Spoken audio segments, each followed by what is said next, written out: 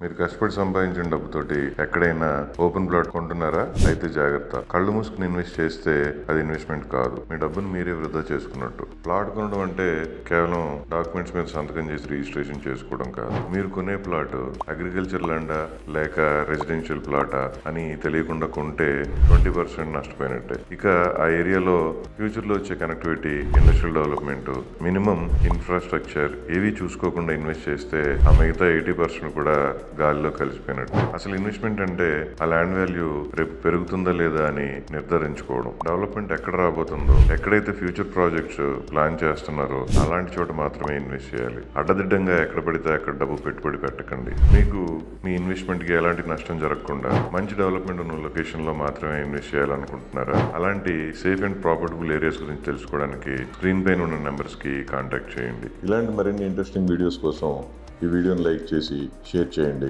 అలాగే మన అకౌంట్ని ఫాలో అవ్వండి.